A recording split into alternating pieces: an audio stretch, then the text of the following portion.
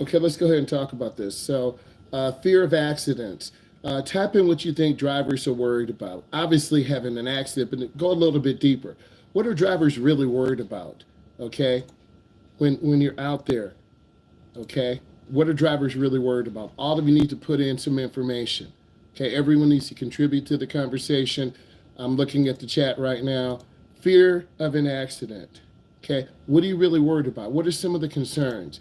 We all have different concerns. Doesn't matter if you're a new driver, middle-aged driver, older driver, we all have concerns.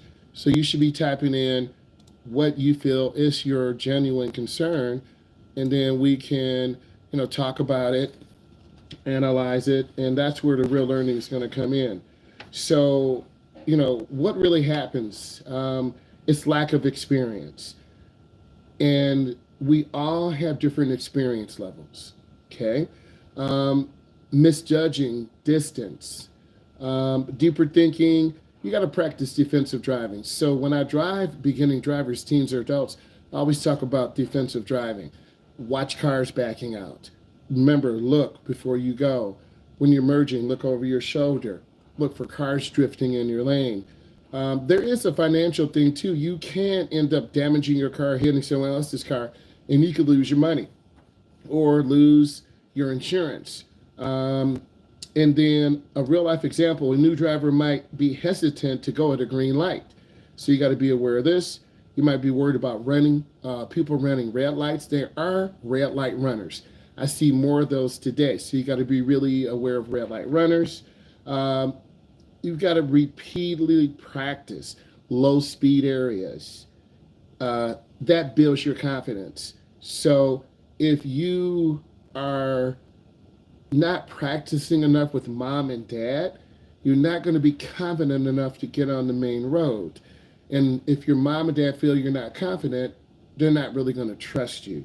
So you have to show your mom and dad, hey, I'm confident. I don't know everything. I need you to support me.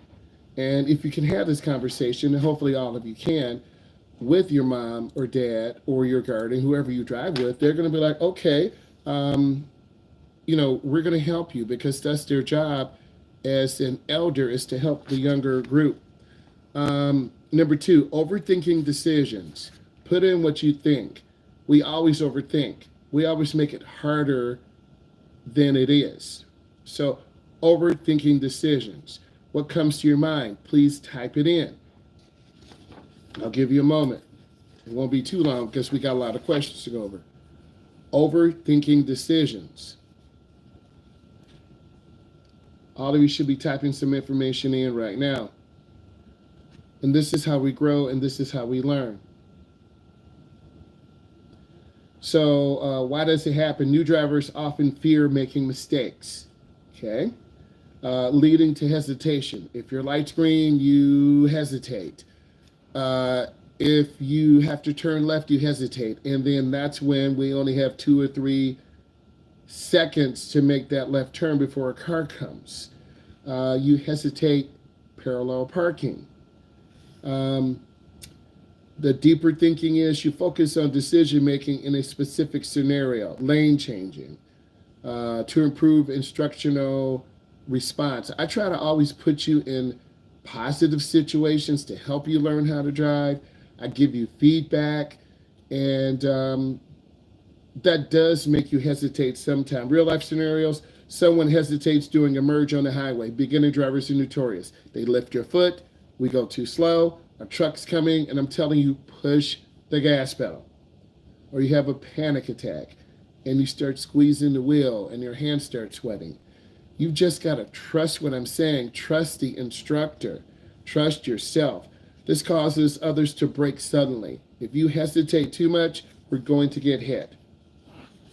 Number 3, anxiety in traffic. What happens? Why does it happen?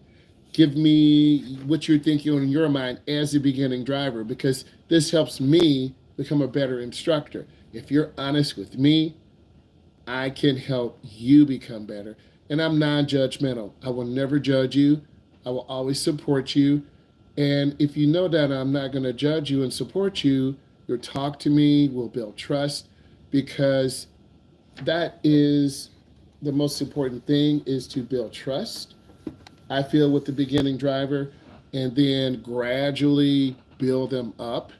And it's so important that you build them up. So, anxiety in traffic. Why does it happen? Heavy traffic leads to feeling overwhelmed. And I know that look when your eyes get really big and you just go blank. And I had that happen last weekend. So I try to calm you down. I try not to put you in a downtown area, heavy traffic during rush hour. We take side roads. We take a smaller roundabout, a more relaxing drive. And we even like, thank you. I was feeling so overwhelmed. Deeper thinking, learning to read traffic patterns. That's where all of you need to think. And you're going to learn this from maybe me on your fifth or sixth. You're going to learn this from your mom and dad. You're going to learn this from whoever is your coach. But if you are older, you don't really have a coach. You need to have someone that's not going to scream at you, that's going to support you. That is extremely important, because if someone is always screaming at you, you're just going to shut down. Um, Another example would be during rush hour. It may cause you to panic. And then when I always drive students during rush hour, we try to go the opposite way. Traffic's moving pretty good, but we're not in stop and go.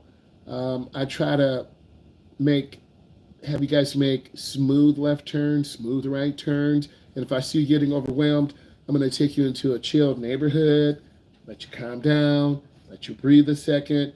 Once I see you're calm, we'll do a couple parallel parks, and then I'll get you back on the road. Also during rush hour, there's a lot of aggressive drivers.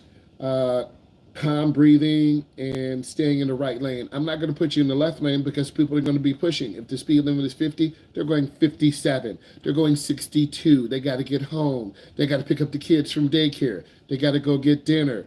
It's very stressful for all parties, and I'm trying to just keep you in a chill mode. Next, fear of judgment. And I think that's one of the biggest things I see as an instructor teaching adults and teens. Don't fear judgment. I'm supposed to make you better. I want to make you better. And it's how I talk to you. It's how I treat you. I treat you like a young adult because you are a young adult. And driving is not for kids. And if you're making a poor decision, people always want to be right, Michael. They always want to be right. But they're not always right. I can be wrong too. We both can be wrong. We both can say, wow, we both made a mistake. And it happens from time to time. So you sit back, you reflect, we both learn something, and then we keep moving. It's not like I got you and I'm the bigger person. We're here in this car together. And if you understand that, you're going to be more willing to say, okay, I made a mistake. I'm going to try to do better. But sometimes if you try too hard, that's when you make even more mistakes. So why does it happen? Adults and teens may feel self-conscious about learning something new at a different stage in life. We always learn new things. A deeper thinking, shift focus from others to your personal progress. Other people in the car when you're driving, and they're not real, they're watching you, but they're thinking about their own lives. I got this homework to do. My mom has dinner. I got this test coming up. They're there in the car, but we're all together. Next, real life example, a driver avoids parallel parking in a busy area to escape public scrutiny. We park in downtown areas, people. People are looking at us like, wow, wow. And guess what? We park better than they do. And then they start clapping, or they're like, oh my God. So don't fear that judgment. And also practice in a empty parking lot. You've got to practice. Next, nervousness during a test, a driving test. Why do people mess up? What's going on? You might be nervous with the instructor because I have a clipboard. I'm judging you. I'm giving you a score. I'm going to give you feedback. I'm preparing you for the road test, whether you're 14.9, 15.9, 18.9, 29, 39, 49. I always think of the test and what's on it and what you need to do to elevate. So I want you to think about this test. So what happens? Pressure to pass creates performance anxiety. You got to perform.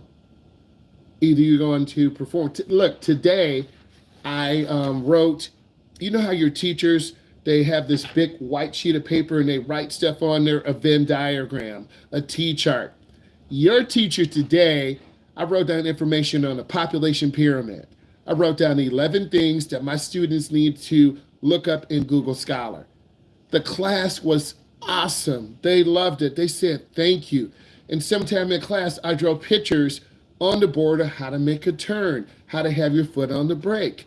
I missed that part. And then my upper class, we talked about the Nile River, pollution in the Nile River. I wrote down 14 things, and then they got on Google Scholar.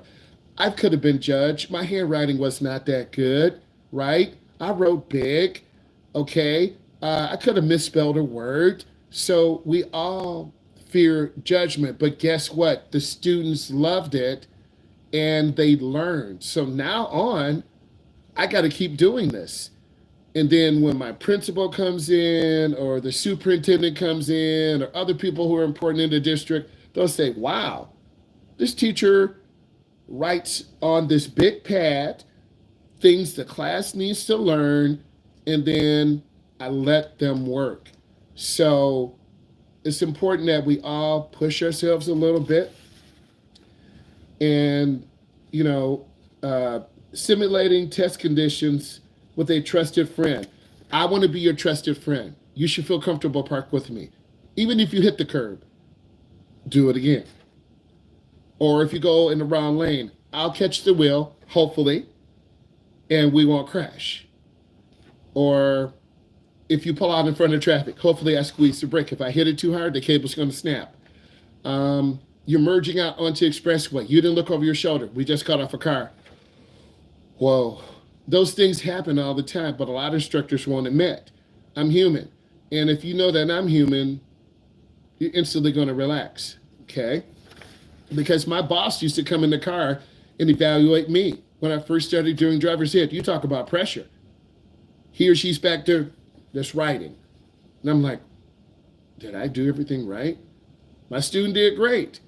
They just want to see me coach the student, let them learn, let them make small micro mistakes. Slamming the brake is a micro mistake. Going too close to the curb but turning the wheel away. Not running a light is a micro mistake. Not cutting off a car is not a micro mistake. But those control issues of controlling your car. Real life examples, someone who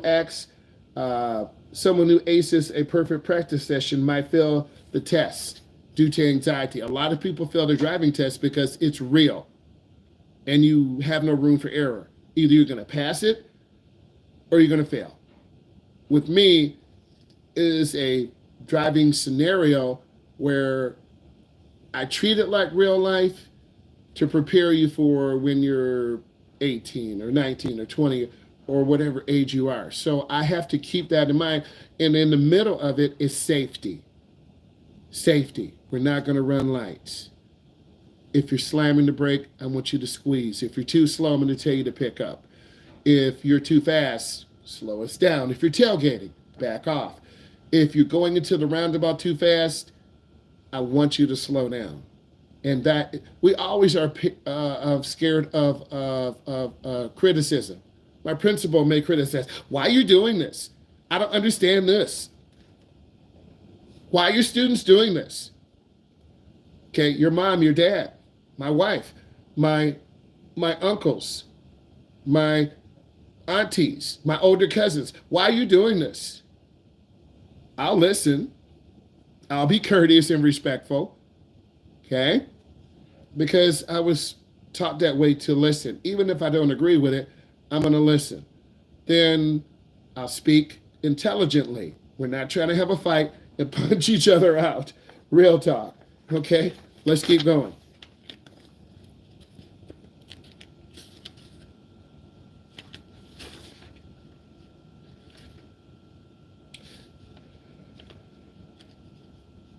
Hold on 1 second.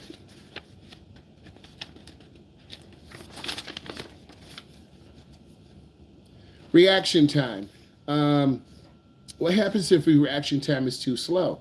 What happens if your reaction time is too fast? Meaning, you're at a red light. What if you try to time that light and run it and you get hit? Or what if you try to stop it, but the light sometimes lights go weird. They like blink sometime, like we've seen it, because a computer is controlling the light and their cameras measuring the flow of the traffic. Okay, reaction time. Why does it happen? What is the benefit? Okay, if you're on medication, if you have cerebral palsy, if you wear glasses and you can't see, those people who wear glasses, I always ask you, are you nearsighted? That means you can't see far. Are you farsighted? You can't see near. I always ask you that because I want to know. If you have anxiety, are you on medication? Opposition or defiant disorder. We all have different things that we have to deal with, but you need to try to take a breath because I want you calm and comfortable in the car. First, adults and teens process unfamiliar stimuli slowly. I take you in a downtown area with a roundabout, or I take you in a downtown area with a 5-lane roundabout. Whoa, we've only done a 3-lane roundabout. That's 5. Whoa. Or that's a big downhill drop onto the expressway. Haven't seen that before. Or we're going down a hill and up a hill and there's a sharp curve and it's dark. Whoa, we haven't seen that before. So we each handle stimuli differently. Deeper thinking, enhanced reaction time by practicing harsh perception. I try to get you in the most difficult situations. I took some of you on a very curvy, narrow road. Soft shoulder.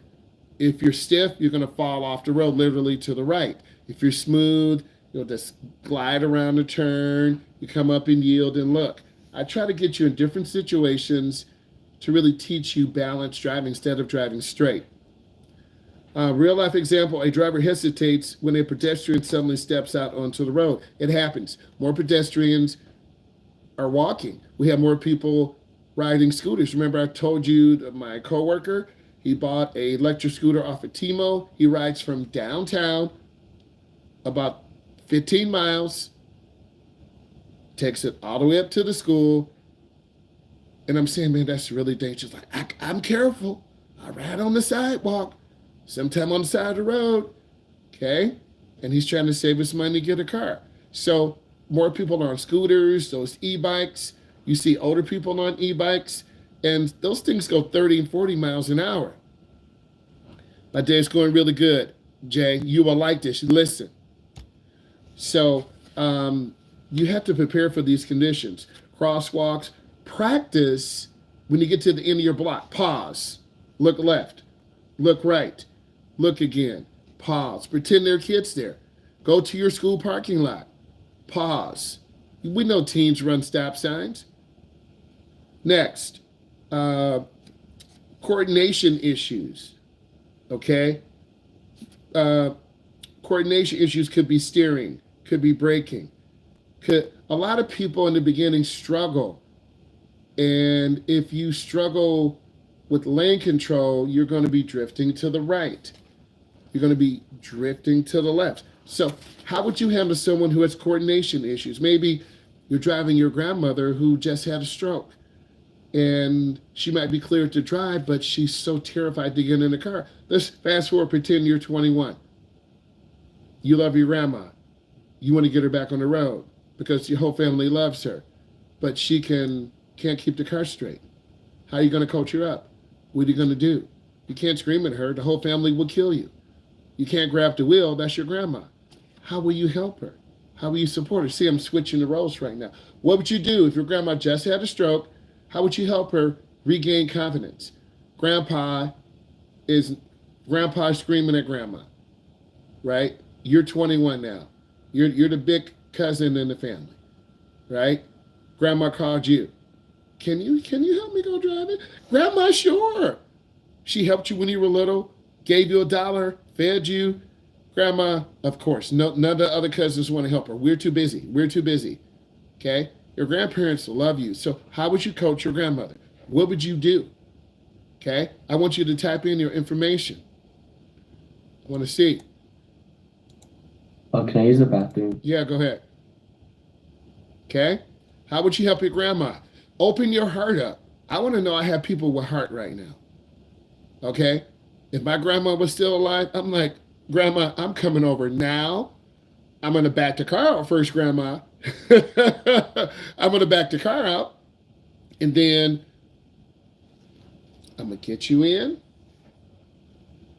I'm going to put that seatbelt on you. I'm going to move that seat up just like I do all you guys. And I'm going to make sure she can move her foot from the gas to the brake. You feel me? I'm going to make sure she can see over the stump. Grandmas are really short.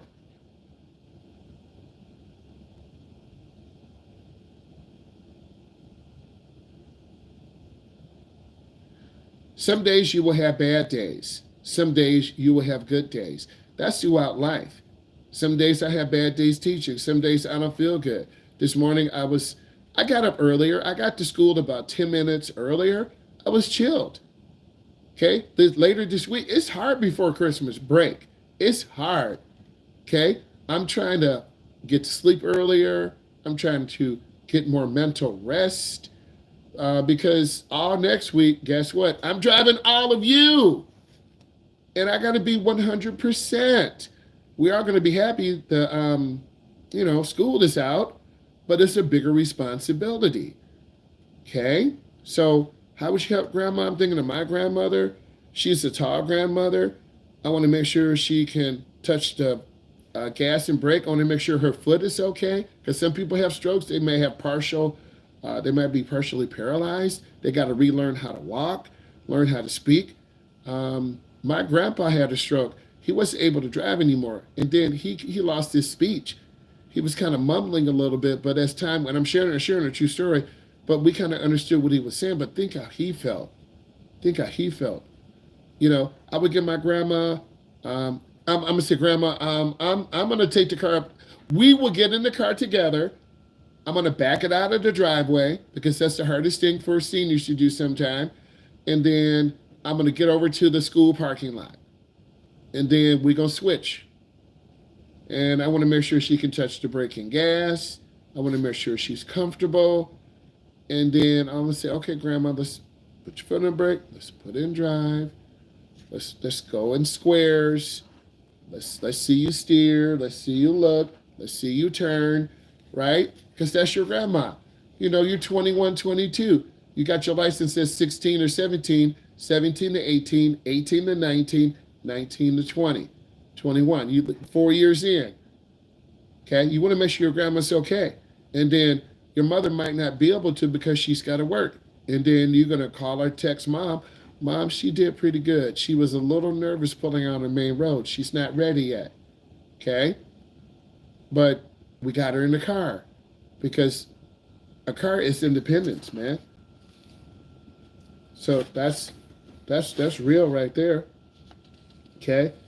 Also, if the car breaks down, you want to break down tasks. Okay, Grandma, let's have you pull in and park. Turn the wheel. Look up. Look out. Pull the car up to the line. Okay, she did that. Okay, Grandma, back up. But then she hits the gas real hard. And goes, oh, Grandma, you got to lift your foot off. Okay, I'm sorry. Right? Because your grandson, you're not going to judge her. Okay? That's not your uncle, her son. That's not auntie, her daughter. Your grandson. You're going to love her regardless of what she does, right? So I'm trying to teach you to love your grandma unconditionally, man. That's real love right there. Jerking the wheel. She might be jerking the wheel because maybe she can't control it. And that's why that doctor's clearance is so important. And you might be the one to take her to a doctor's appointment. That's real right there. That's real love. And you do it because that's who you are. You don't do it for money. You don't do it, you think you're going to get something in the end. You just help. And you love your grandma. And you will fight for your grandma. You want to make sure she's okay. Thank you. Vision problems. How would you handle vision problems? Please type that in. Okay? I'm going to keep it going because I want to stay on track. The time vision problems. What happens? Natural aging affects night vision. You as beginning drivers, you don't have night vision. You don't have depth perception yet. Okay? You do have to wear glasses, but sometimes, and I'm not an eyeglass wearer yet, I don't have contacts, but you have light coming in through that lens and you might have a glare. Your windshield might not be real clean. And then we can go back to grandma's for a moment. Grandma's not going to clean that window. She's not even going to wash the car for a month. Bird poop on there. It's dirty. And so first thing you're going to do, Grandma, I'm going to take the car for a wash. You're going to clean those windows, clean those headlights, clean those taillights. And you might say, Grandma, I don't think you're ready to drive at night, right? You might have to say that and tell your mom, okay, Grandma, you can't drive at night because you can't see. You got to have that honest conversation. So you got to keep those windows clean. We're talking about vision, regular eye checkups, and learning proper use of headlights. Make sure your headlights are about every 4 or 5 years. You might have to change the headlight bulbs to get nice, crispy, bright ones. Clean that windshield in and out. Okay, make sure everything is clean, windows clean, clean outside, and then there's less glare. I've been in driver's ed cars where the glare is terrible and my students can't see. They're literally going off the road. And then I realized our windshield wiper blades were crappy. So we stopped. We drove to auto parts store. I had my student, here's to make him out of the car. We got the registration. Let's go inside. You tell the clerk what type of car it is. They ran it off. The guy or lady took us down the aisle. These are the windshield wiper blades. And I made them put them on. And guess what? When we got in the car, the windshield was clean. We were driving good. So you need to experience that. Also, real life struggling to see signs at night leads to missed turns. A lot of beginner drivers miss turns. And then upgrading to anti-glare lenses may help. A lot of people don't want to drive at night. I drive very few of you at night. It gets dark at 5:30. How would you handle multitasking? Driving is multitasking. How would you handle that? Multitasking means you do more than one thing. Example, I'm writing on the board. I got to take attendance. My principal just texts me. Okay, I got a parent outside the door. And then we get ready to do a quiz. I got to manage all these things. We're driving in a car. My student's going too fast. The other students are kind of distracting them. I got to focus. Abigail said, stay calm.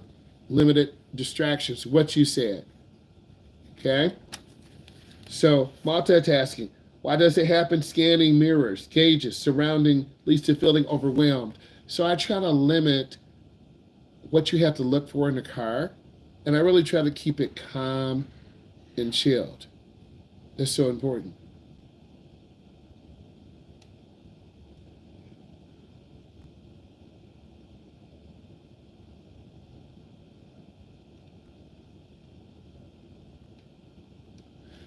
Driving is that skill that will bring independence. Driving does not make you an adult. Deeper thinking, prioritize the most immediate threat. A car backing out. We're at the intersection. We got to look. We're in the downtown area. Pedestrians walking across the street. We're by a bar. People who are under the influence will run out across from us. It's Friday evening. People are hyped. Saturday evening. People are partying. You've got to be aware of these things and just take a step back. Give me a few more minutes. Regularly check your mirrors and blind spots.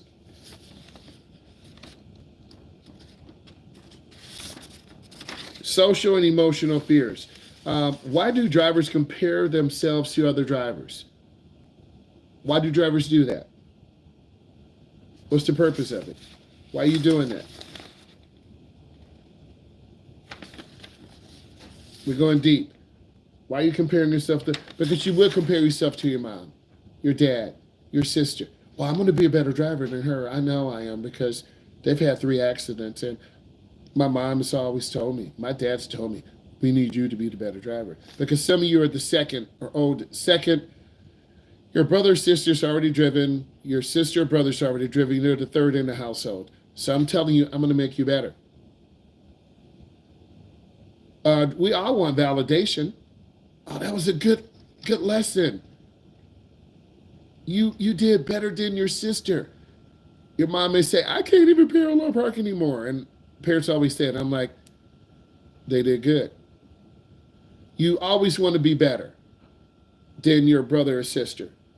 And I tell you that. You always want to be better. You might feel self-conscious, right? I have cousins that are older than me. And then when they tell me to do something, I do it.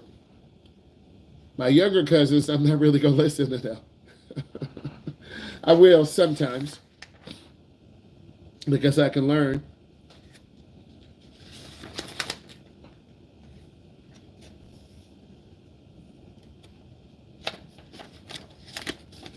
But there's so much that we can unravel. I just want you all to know this. And you just have to stay calm. You got to stay focused. You got to believe in yourself. And you got to have a really, really good coach.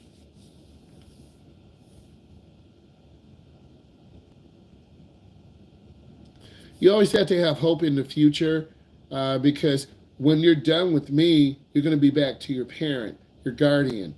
And they have to make time for you. If they don't make time for you, you won't learn.